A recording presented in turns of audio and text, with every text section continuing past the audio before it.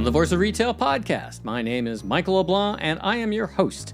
This podcast is produced in conjunction with Retail Council of Canada. Welcome to a special RCC Retail HR Conference bonus episode. These bonus episodes will introduce you to a few retail thought leaders and change makers speaking at Canada's only conference for retail human resource professionals, April 20th at the International Centre in Mississauga. A packed full day of discussion and learning on today's most pressing HR issues. In this episode, Tanja Fratangeli, Chief People Officer at IKEA Group, shares her background, what she'll be talking about on the stage, and two starts, one-stop advice for retailers. Let's listen in now.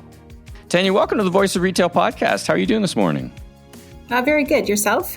I am fantastic. Where am I finding you today? Are you in the home office? Are you on the road? Where are you today?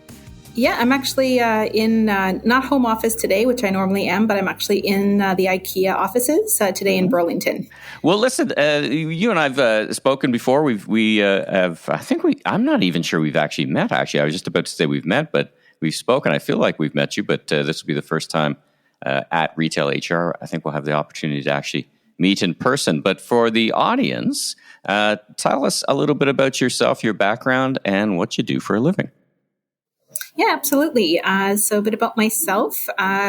So I have been in human resources for coming up to 30 years now. I kind of fell into the career back in the early 90s, and it's just kind of become a real interest and passion of mine.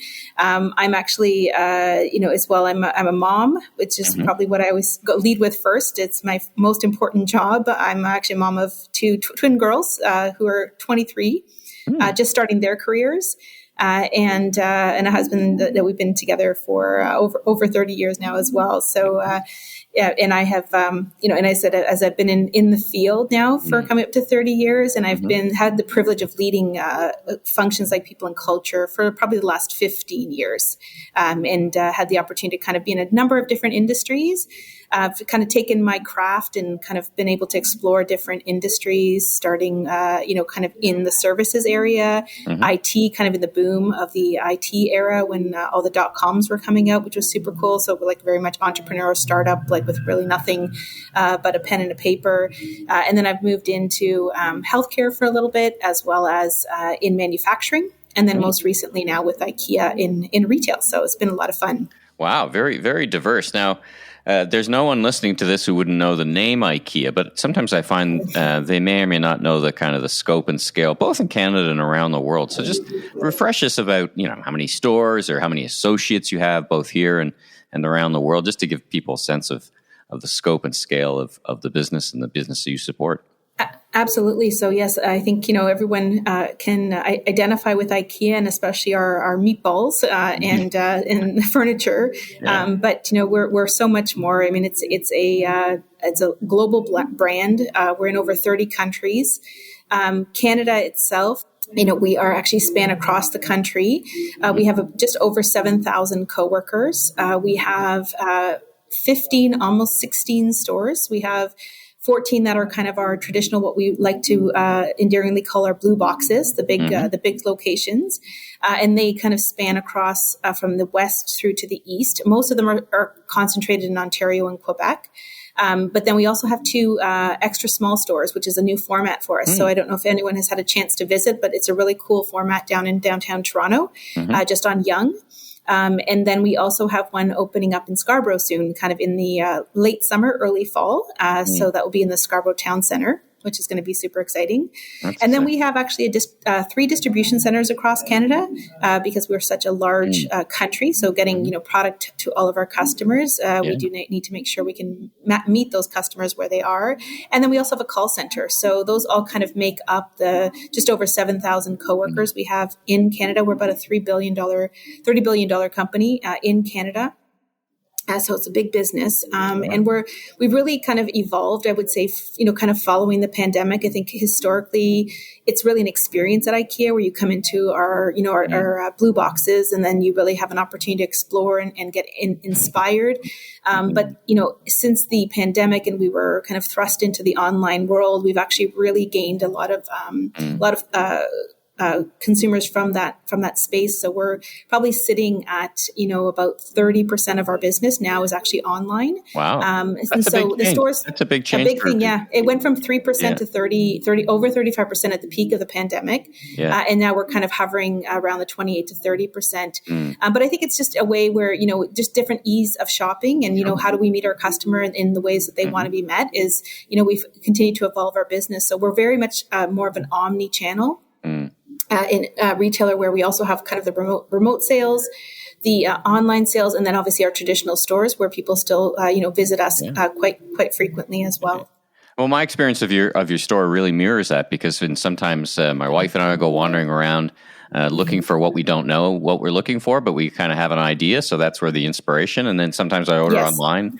My desk and shelves at home are all IKEA. I knew exactly what I wanted and just ordered them. So there's no need for me to go wandering around. I knew exactly you had the perfect item for me, so I just ordered it online.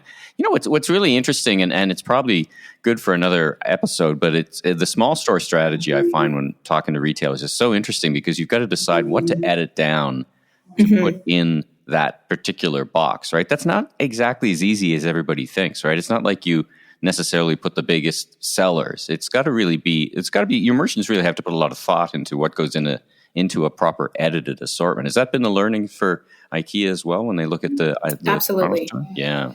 Yeah, because in that format, you can't have as many articles as you would have. But it's that omni-channel solution. So even though maybe it's not physically there, you could still kind of order it. But it's about kind of what really what's the demographic in that area. So especially downtown Toronto, a lot of the universities are all there. So how do we kind of target those? So it's really understanding your demographics in the area so that you carry the articles that make the most sense, especially for those that are kind of coming into the unit. And then even just one of the other learnings we've had is really about how do you get the product, to the customer's home. They may not have a car, right? They may not have a vehicle. They may not have exactly. So we've partnered with a Penguin Pickup, and they have expanded as well to support our business, so that customers can either come into the store or in that location to be able to get their products. And then in some cases, it's about different delivery options as well. So I say those are the kind of the learnings that we continue to have is how do you really meet the customer in the way that they live in those spaces. Yeah, very, very interesting. We'll keep a close eye on that.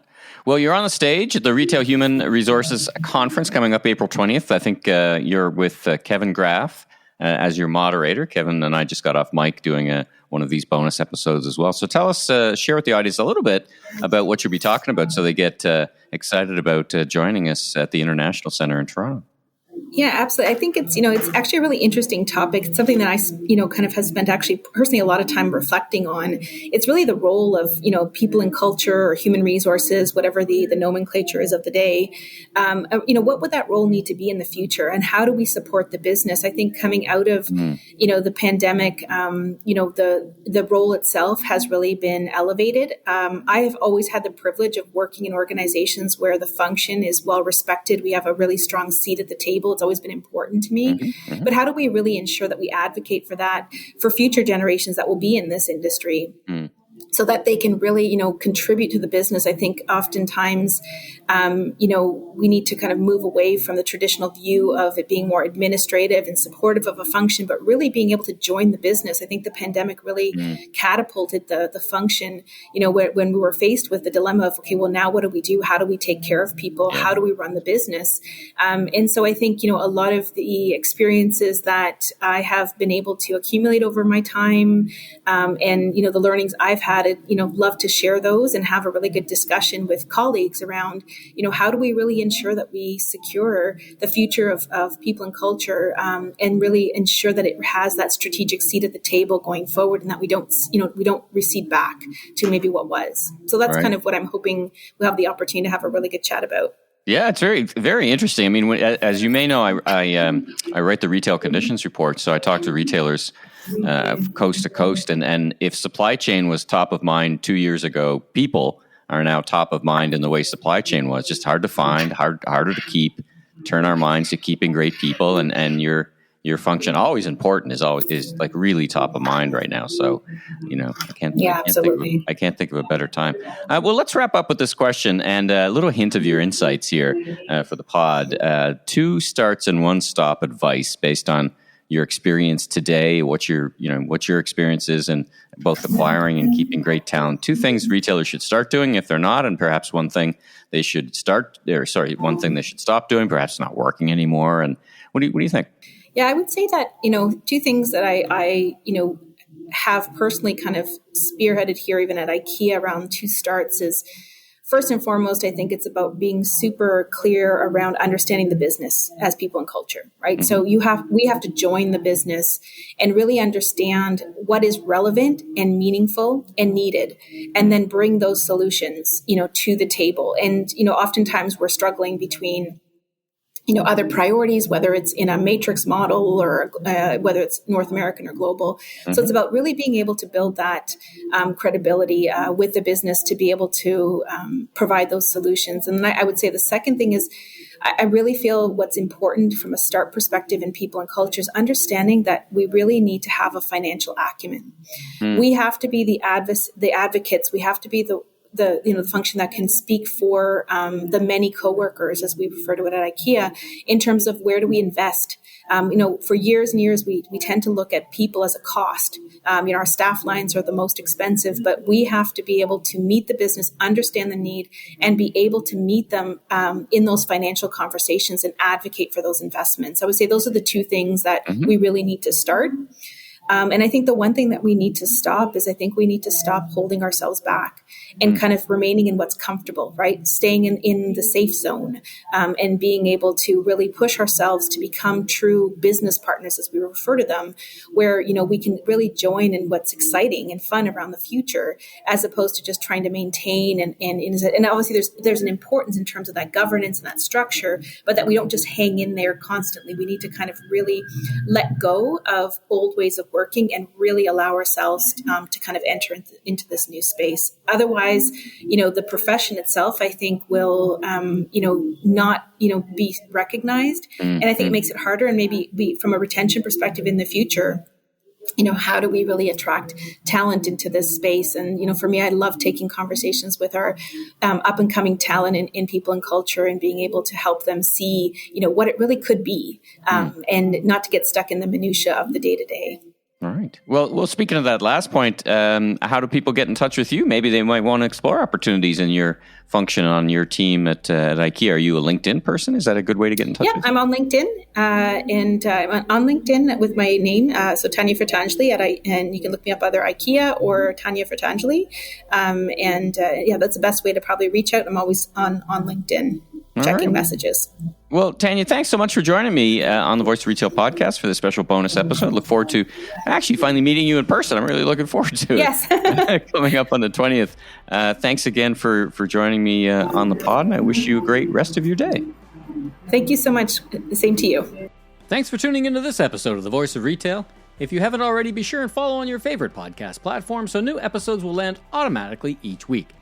And be sure to check out my other retail industry media properties, Remarkable Retail Podcast with Steve Dennis, and the Global E-Commerce Leaders Podcast. Last but not least, if you're into barbecue, check out my YouTube barbecue show, Last Request Barbecue, with new episodes each and every week. I'm your host, Michael LeBlanc, consumer growth consultant, president of Emmy LeBlanc & Company, Inc., Maven Media, and keynote speaker. If you're looking for more content or want to chat, follow me on LinkedIn or visit my website at meleblanc.co. Safe travels, everyone.